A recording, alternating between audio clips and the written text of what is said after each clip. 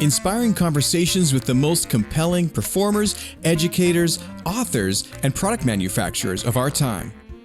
This is the show about all that's new and neat with clarinet, with the neatest people in the industry. Welcome to the Clarinet Podcast.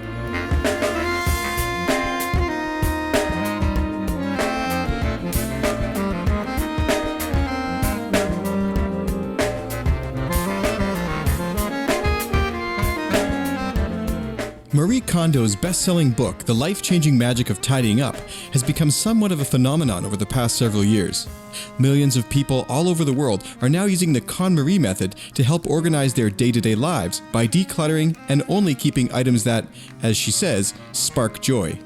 But what's it like taking this one step further and applying the lessons learned within to one's musical life? Today on the podcast, I chat again with Jen Guzman about how this book has affected both of our careers, how we spend our time, and even why it led me to sell some surprising possessions. I'm your host, Sean Perrin, and you're listening to the Clarinet Podcast at clarinet.com. If you'd like to listen to an extended, ad-free version of today's episode and many others, head to clarinet.com/subscribe.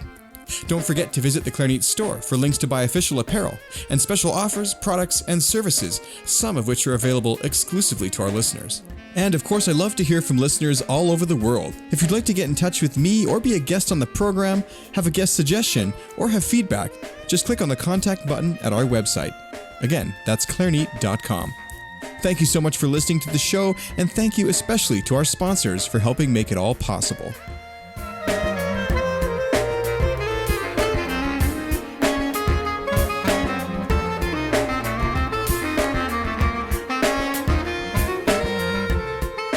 Take your clarinet to the next level with a new mouthpiece, barrel, or bell from Bakun Musical Services. With free shipping to the United States and Canada, 14-day easy returns, and expert advice, you can be sure that you're making the best choice for your musical needs. After all, the best time to upgrade your clarinet was yesterday, but the second best time is today. Use code CLARINET at bakunmusical.com and save 10% on your next accessory purchase. That's code CLARINET at bakunmusical.com. Have you wanted to try D'Addario reeds but weren't quite sure which to choose? Here's how to decide. Reserve reeds come in a white and blue box. They feature a traditional blank and are perfect for those who want a focused sound with the quickest response possible. Reserve classic reeds come in a white and purple box. They feature a thicker blank that provides an expanded tonal color palette, clarity of articulation, and added flexibility.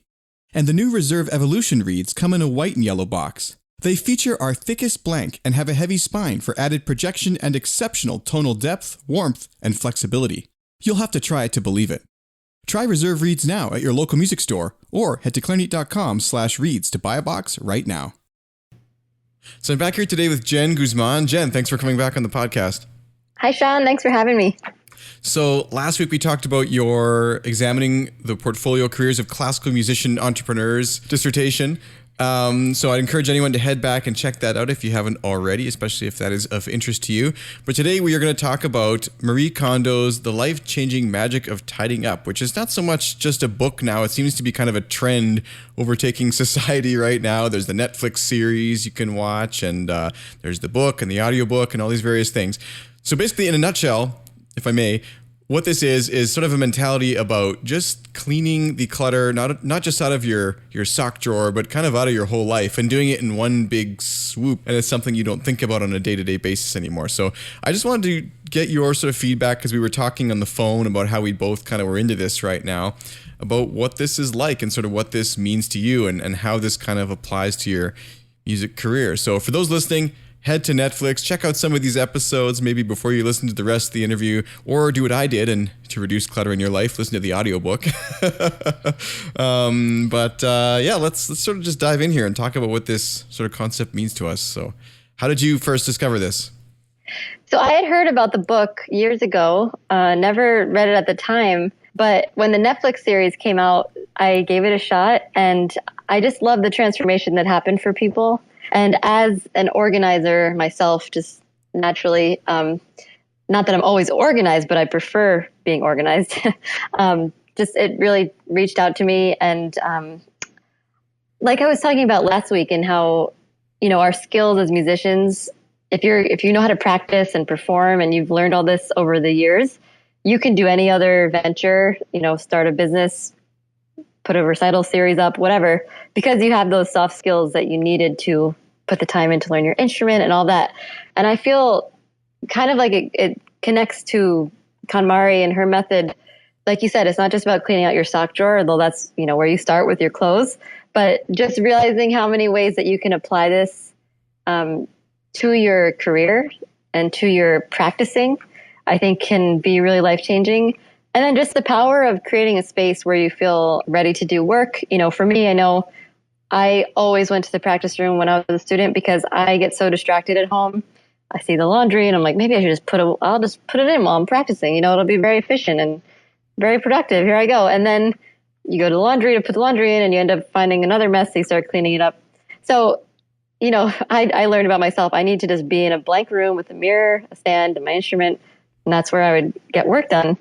Other people, they loved practicing at home because that's where they were comfortable and they could relax and really get their best work done and weren't as easily distracted maybe by the other things in their room.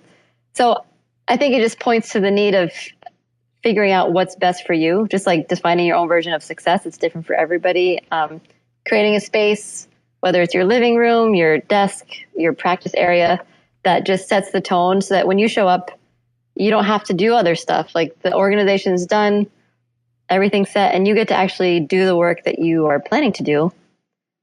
And you can use 20 minutes to be super efficient and get work done instead of taking 10 minutes to tidy up your desk and you sharpen your pencil and whatever else you need to do to set the stage. You can just set yourself up for success in all these different parts of your life.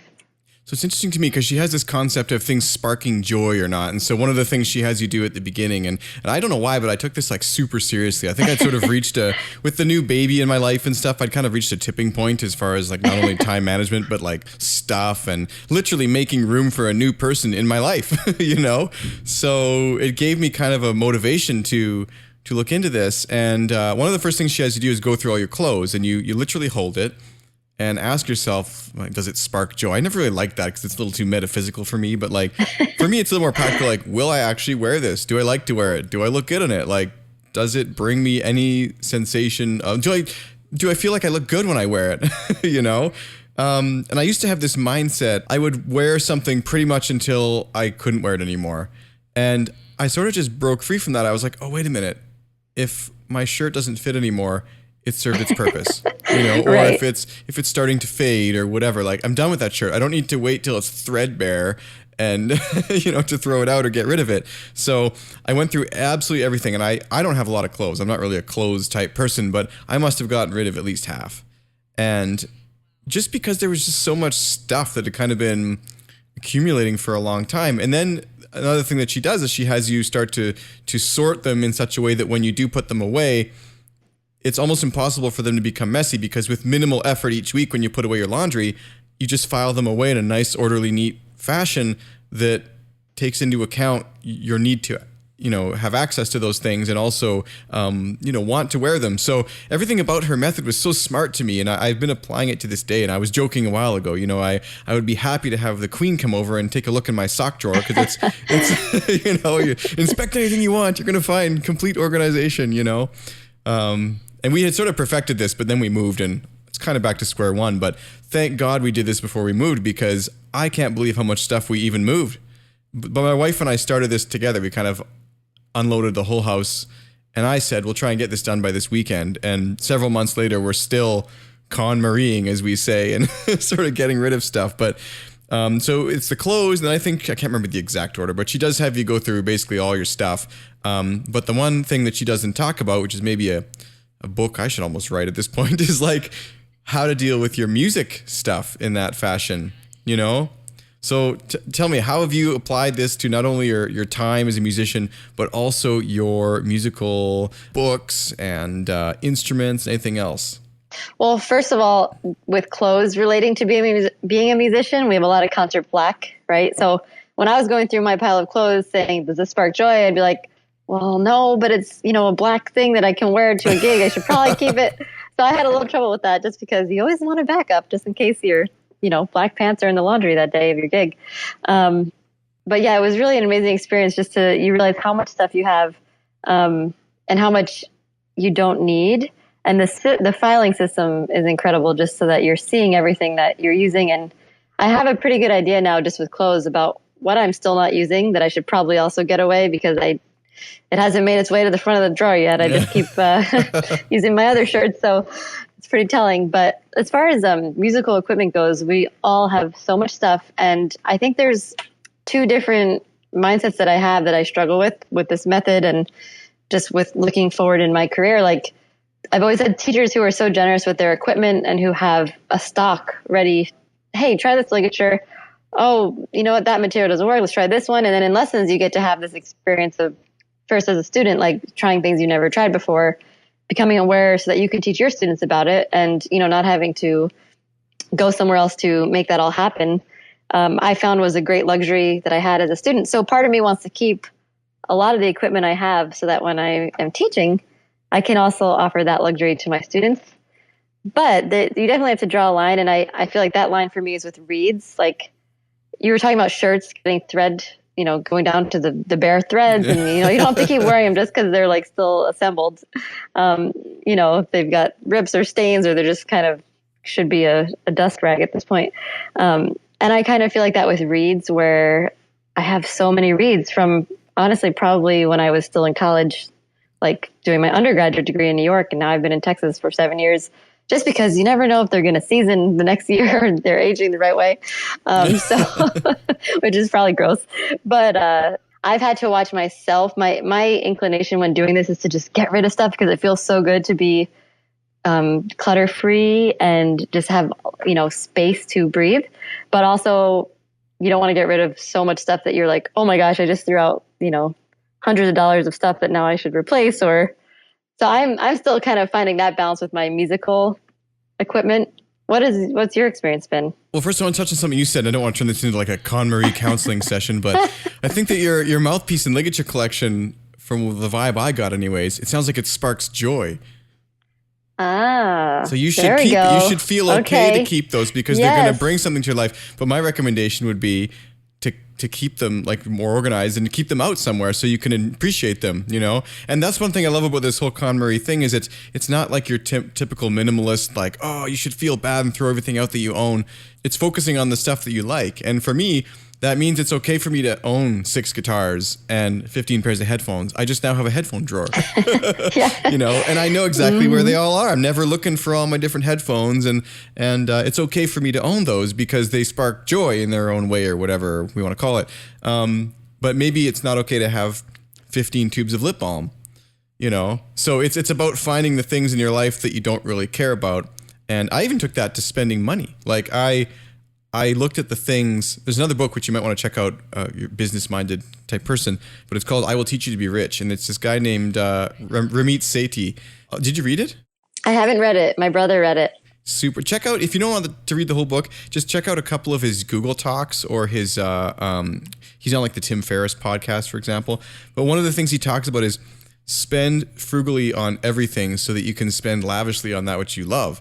And so a while ago, I realized my hair is thinning. I just started shaving my own head because I was like, why would I spend any money at all on haircuts when I could, if you take, even if it's $20 a haircut, you times that by 6 or 8 a year. After a few years, that's going to be a couple $1,000s. I'd rather own another guitar. So if you start taking all those things into account, it all really adds up. But anyways, long story short, I think that you could utilize that sort of interest towards the ligatures and the joy that they bring your students and really use that going forward. That's the part that I always need to remember. It's not just because my inclination is to just purge, but it's just remembering that it doesn't have to be a huge purge. It just has to be a purge of stuff that for instance, we have moved every year except this past year for the last 9 years since leaving home and going to college, moving into a different dorm room and then moving across the country. And oh my gosh, how many times have I packed up this stuff? That's what I've started to realize this past season as I've been going through the different categories and recently did like toiletries and just stuff like that. How many times have I moved with all of these thermometer covers that I never use? It's time to let go so that when we move next time, it's not like, we're not moving with stuff that we don't care about. Well, and when you clear out all the drawers and get rid of all the stuff you don't need, that's when you can find room for like all of a sudden you might be able to have your mouthpiece and ligature cabinet for your students. and that's super cool. And that's something and you walk in the room, you see it and you'd be happy about that, Exactly. Yeah. And we've been trying to put this to practice too with our store because it's a big loft and we live in the back of it. So our store's in the front, our living space is in the back, and there's kind of some crossover where our kitchen is like hidden in the store behind a curtain. But we've had to be super smart with our stuff, with our organization, because first of all, just keeping things separate so we don't lose anything or make it become too confusing, but also just wanting to be in our space. We're in our space so much of the time because we live and work here, that just organization is so important because it affects our mood or at least my mood and, my productivity. So I've definitely found it to be kind of a game changer and a priority. Yeah. And so you also kind of work from home then in a way like I do, sort of. I mean, it's different. Mm-hmm. And that's been hard. That's the hardest thing, I think, is trying to delegate your time. So that's what I was thinking about with KonMari too. Like, figuring out, so we're organizing our drawers, we're keeping stuff we want that spark joy, getting rid of stuff that's kind of redundant or overkill. How can we do that with our time as a musician who has a portfolio career, who's doing multiple things? The biggest thing that I've struggled with, and as a student, I'm getting better at it, but the 4 years that I was a doctoral student and juggling these jobs and being a student, I just couldn't wrap my head around it for a while. And I kept trying to get 20 minutes done here, 20 minutes done there of this job, that job. But the more that I earmark time for the specific jobs that I need, like when I'm on campus at UNT, I'm getting my UNT stuff done and I'm keeping it as much as I can, in those time frames. And when I'm on certain days, I'm here at the store and I'm really focusing on store stuff. And, it's not as easy to put it in a little neat bow like that because things happen, deadlines happen, and people need things or you need things that come up in the moment. But the more that I try to prioritize that, the better I feel about juggling the different roles and the less overwhelmed I feel. I don't know. Is that your experience or do you like to go day by day? I don't know. I'm still working it out, honestly, because like I said, we had a kid and we've moved and things are just all really different now. And I'm still trying to work out my kind of schedule and how to deal with time and stuff. But I guess this is one area, and there's a few areas where I think although I love this whole Marie Kondo method and her book and the way she talked about stuff, I think that there's a couple sort of weak spots. And one of those, I think, is the concept of spark joy. I think that she takes it too far. And I think that it also misses the mark sometimes. Like I would be going through some stuff and I'm not sure that my hammer sparks joy, but I need to own a hammer. Right. So, and she never really addressed what to do about that kind of thing. And it's the same thing with your time. Like, okay, if you start doing the things that spark joy, like maybe I'm not coming to work today. Maybe I'm laying in bed watching movies, but that's not okay, So I think that I'd love for her to kind of do a follow-up on some of those things that she sort of touches on but doesn't ever really go into. And I would also love to just know what more people think about that. Like, how do you deal with that element of things, because I don't know. I'm not sure that sweeping the floor will ever spark joy, but it has to be done, And I think maybe if it's connecting it to like the end result of that hammer, if you can build something that then provides a home for your child's toys or something and you see them use it every day, that's how I would go for it, just because I agree there. And like I said, with the concert black clothes, I was like, I really don't like this shirt, but it functions as a great concert shirt and I don't want to spend another $20-$40 getting another one. So I'm going to let it spark joy in the way that it does. Like it's a good theory. It almost needs some refinement, like further research, But you'd asked me a while ago, I forgot to answer kind of how I deal with my music stuff. And that was actually really interesting for me because I in the last episode, we were talking a bit about how I decided to do what I do basically and sort of, I don't want to say give up on the idea of playing in an orchestra, but realized that it wasn't for me. And so going through a lot of that stuff that I had, like I just had dozens of pieces and things that I used to work on and in university, and like maybe that would be valuable someday, but sometimes if you always worry about someday, you're going to forget about the present, and then there is no someday, right? So I think it's more valuable to keep the pieces of music, for example, that you actually want to play.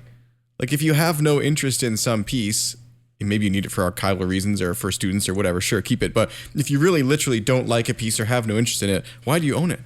Especially if you're never going to play it, right? give it away, let someone else use it. Or I had, for example, a lot of these books from when I was really young, like 12, 13, and they were kind of like, the music of Titanic or whatever. And they sort of sparked an interesting nostalgia.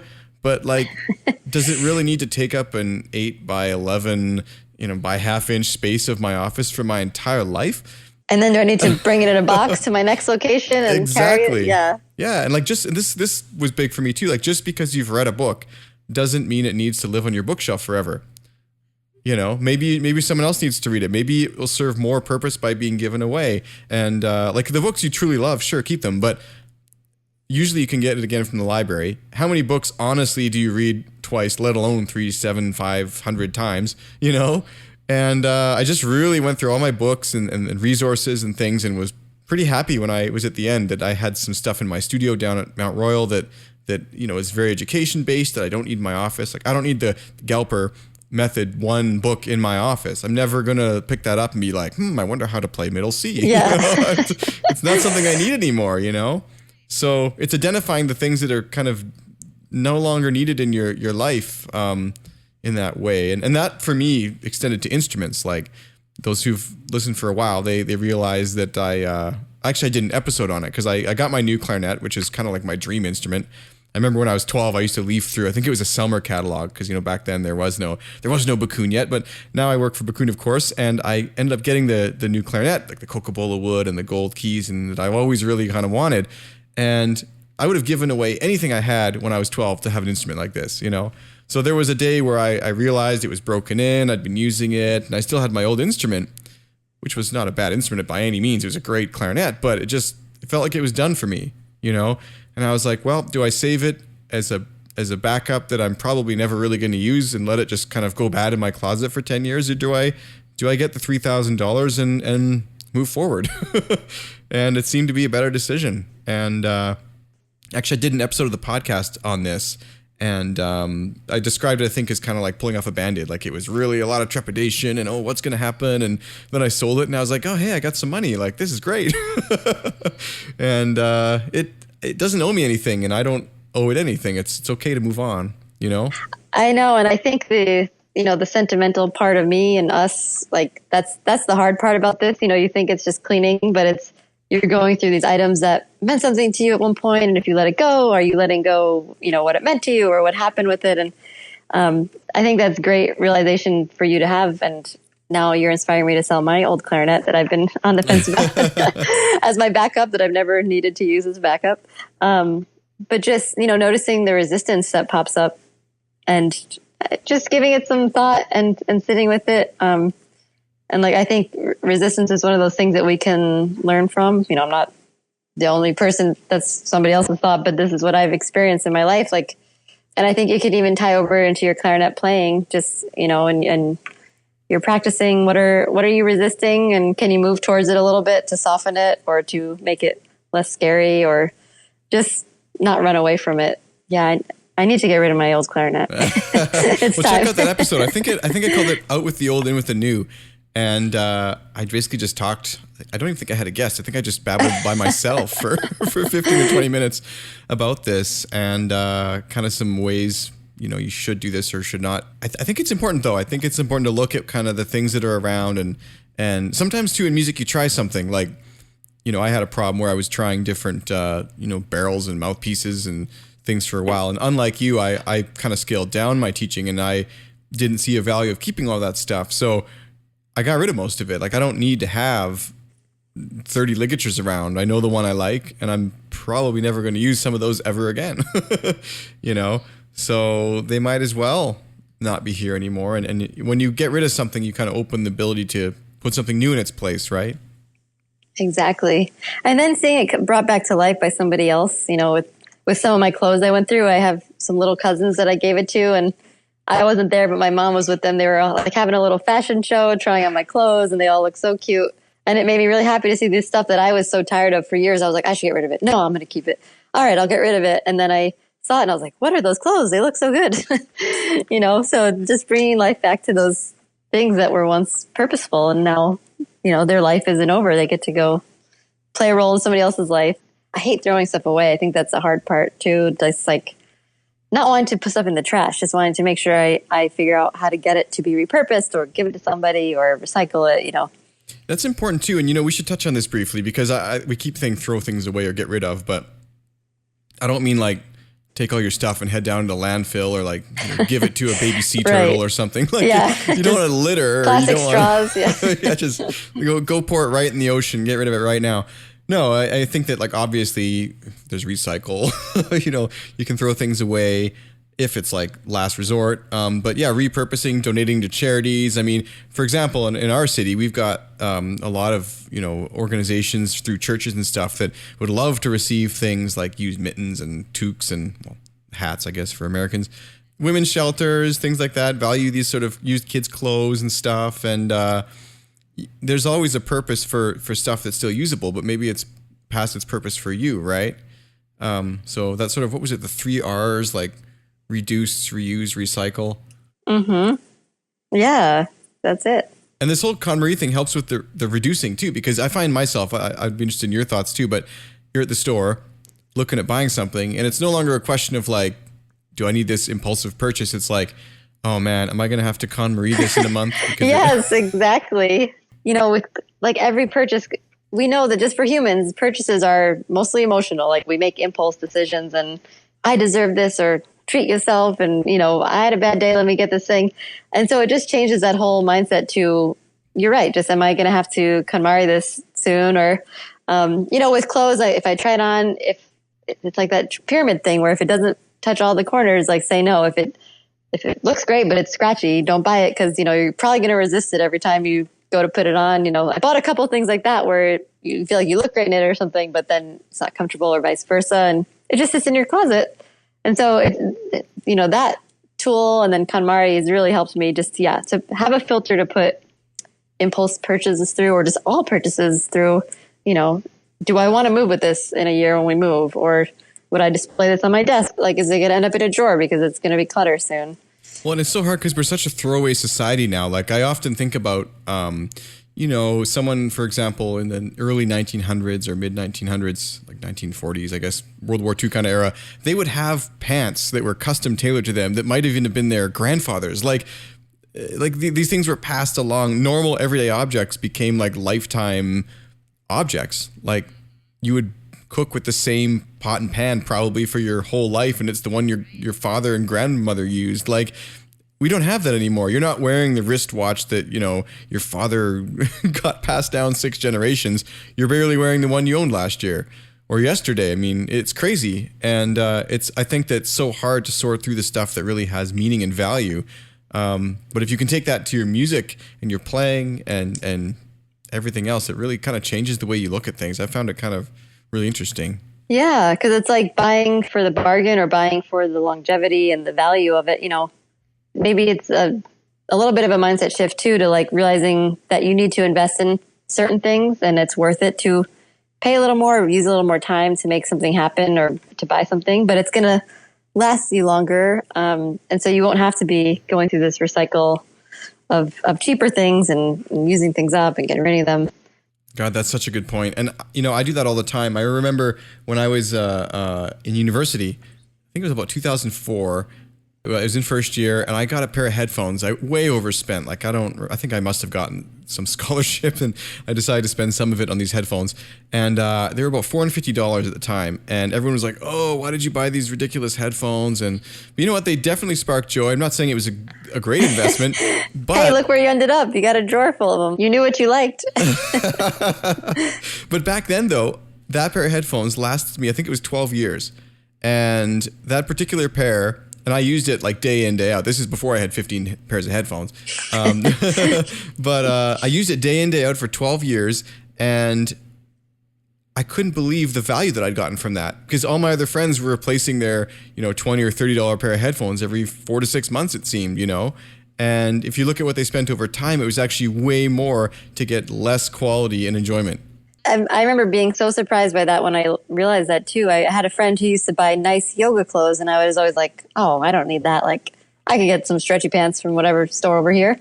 But when she broke it down, she was like, I wear these this many days a week. They last for this many years. Like I end up paying like 1 cent a day for them, like that's absolutely worth it. It changes. I'm comfortable all day. Like, I feel good in them. It's like, wow. Yeah. When you look at it like that, it makes so much sense. But I was definitely more so on the, I don't need fancy things and I'm not like that, but it's not that. That's not really what it is. It's about finding what you actually want to purchase, buying something of value, and then, respecting it, using it, upkeeping, making it stay nice. Well, it reminds me too of the Golden Goose story. This guy, his goose lays an egg every day and it's gold. So he's like, oh, wow, this is amazing. And he starts to sell the gold or use the gold or whatever. And after a number of days, he starts getting impatient, like he wants more gold, right? So he kills the goose to try and get all the eggs out. Then he, realizes that that's not how it works. And now there's no more gold, right? So I can't remember it's like an old fable or something, but Golden Goose. But that's kind of like anything, if you take care of it, it will give back to you. And you have to actually make that effort, care for your golden goose, care for your clarinet. Yeah, no, exactly. And as corny as it is, I think like doing things like that on a micro level, like small little things, it just ripples out to how you, treat yourself, how you treat other people, how you think about maybe the to-go coffees you're getting and all the straws we're using, and just like trying to do whatever we can in little ways to make the world better, to like reduce waste and to put kindness out there instead of other things. And so it's very corny to think like that. I do feel like it's true. Like it's, you're starting at the ground level, something that you do every day, something basic, having I don't want to say caring relationship because you're not really in relationship with your clothes or possessions, but just choosing things that mean something to you and taking the time to take care of them. And, if we keep going out and applying that to relationships and interactions and what we do out in the world, like that's great. I want to thank you for talking about this with me today. And I know for those listening, this is kind of a different episode. I mean, this is, it's almost like the book club episodes I was doing a while ago, but not really. So I definitely encourage everyone to check out this book. It is called The Life-Changing Magic of Tidying Up by Marie Kondo. And if you want to as well, you can get a sort of more bite-sized version. There's actually a really interesting interview with her on iTunes. I'll link to it in the show notes. I can't remember exactly who it's with. It's actually in her own voice, which is very kind of relaxing, but it's in Japanese. So then the interviewer actually is translating along with it. You can kind of hear it's sort of interesting. But also check out the Netflix series, which is interesting, but I didn't find it quite as valuable as the book, honestly. But maybe that's just me. 3 ways to kind of get into that, and I would definitely recommend it. And if you do try it, send me your feedback on how it went. You can send me a message at feedback@clarinet.com or make a post within the Clarinet community on Facebook or on any of the other social media channels like Instagram, Facebook. I guess that's kind of it now. I don't really use Twitter anymore. So thank you, Jen, so much for coming on the show today and talking about this with me. It speaks true to your networking that you were talking about before. Like we connected because of your dissertation, and now we're on talking about something that we both are interested in and keeping the relationship going, so where can we check out your dissertation online eventually, and also your music store, which you own with your husband? Yes. So my lecture recital, which presents the materials of my dissertation, is on YouTube right now. You could just Google Jen Guzman clarinet. You'll probably find my channel, but Jen Guzman Making It as a Musician is what I called it on YouTube. And then I have a website, jenguzman.com, and we also have a website for our music store, tbwins.com. We're also on Instagram and Facebook if you want to follow us there and stay up to date and buy any of those pretty swabs that Sean posted about a couple of weeks ago that have been blowing up since that post. Thank you. We have custom swabs made for clarinet, so check us out and stay in touch. Thank you so much, Jen, for coming on the show. And for those of you listening on Patreon, you'll be able to hear the extended lightning round. If you would like to get access to that portion of today's conversation, head to clarinet.com/subscribe.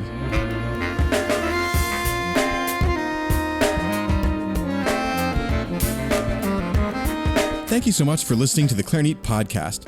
If you enjoyed what you heard, I'd appreciate it if you'd subscribe and leave a review on iTunes or wherever you happen to listen to your podcasts. You can also check out the website at clarinet.com for over 100 hours of free audio content with the world's greatest clarinet players, manufacturers, and more. If you loved what you heard, I'd love it if you'd support the podcast for as little as $1 per month. As a thank you, you'll get access to extended versions of many episodes, bonus content, and more. Hosting for Clarinet is sponsored by Bakun and their new Vocalese mouthpiece, complex resonance at a reasonable price. Get yours at www.bakunmusical.com and save 10% on any accessory purchase with code Clarinet at checkout. Don't forget to check out D'Addario's line of Reserve, Reserve Classic, and new Reserve Evolution reeds. You can head to your local music store or to clarinet.com/reeds to buy a box right now. That's all for now. Be sure to tune in next time for more of what's new and neat with clarinet with the neatest people in the industry on the Clarinet Podcast.